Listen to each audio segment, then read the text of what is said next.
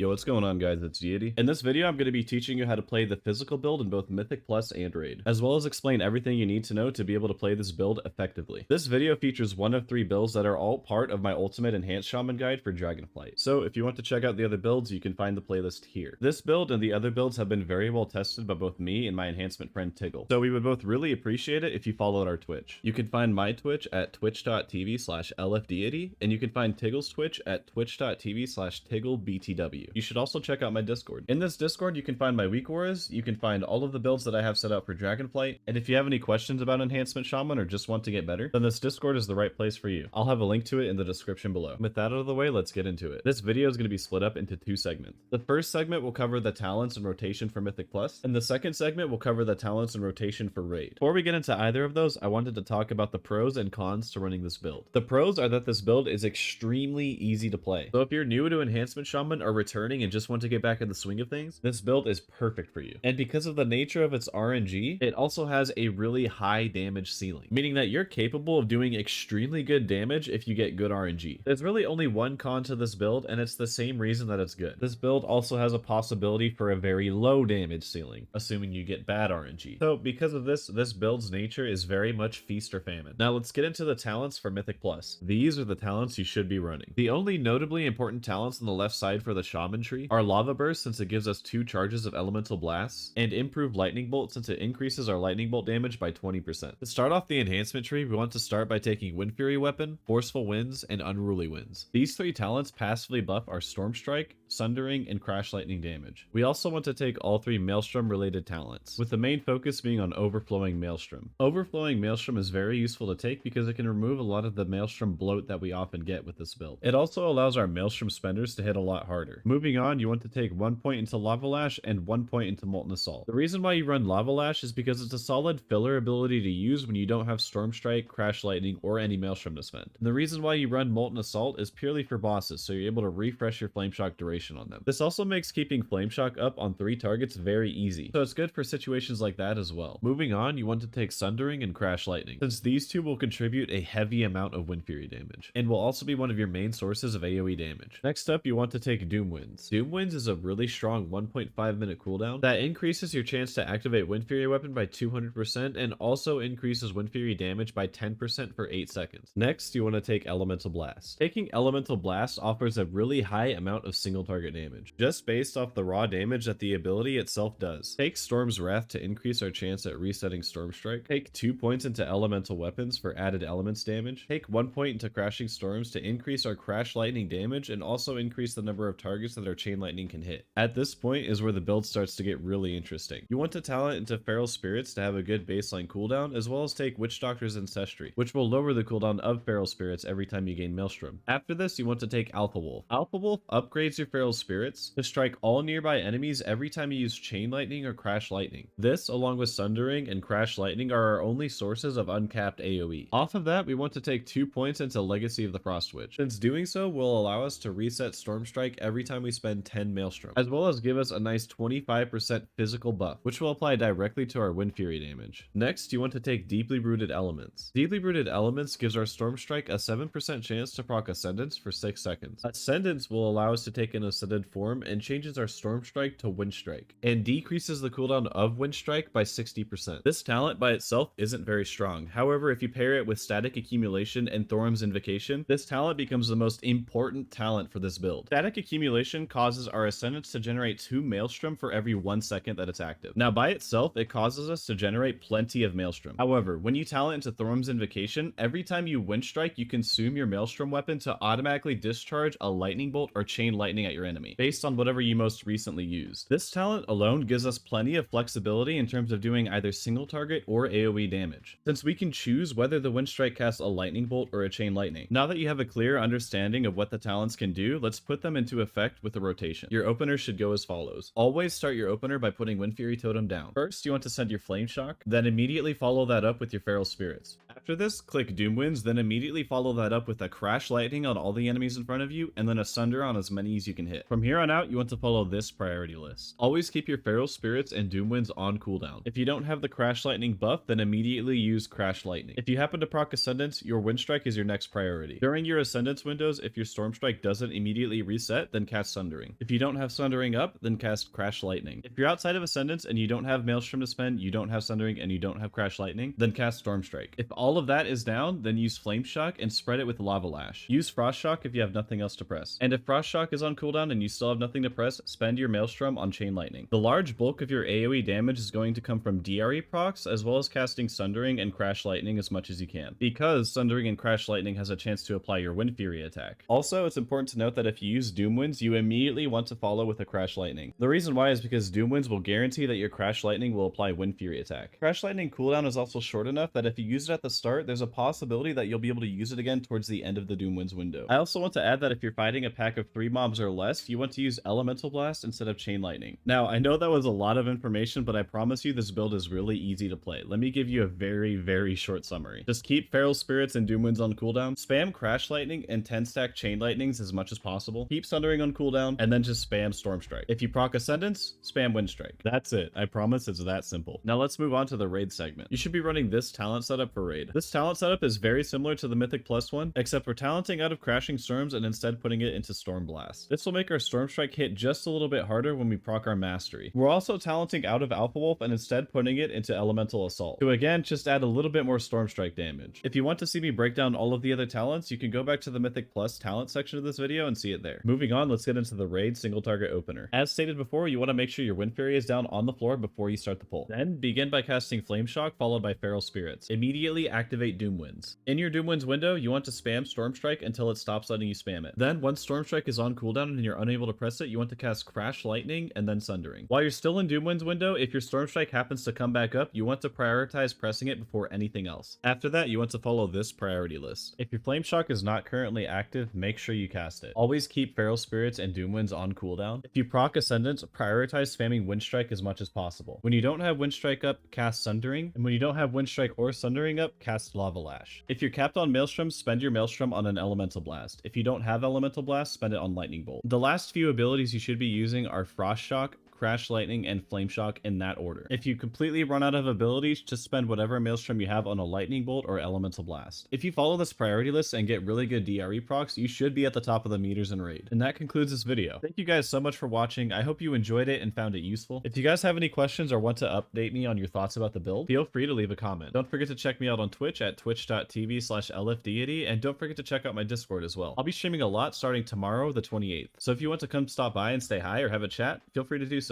And that'll be it, guys. Thanks again. Good luck and have fun.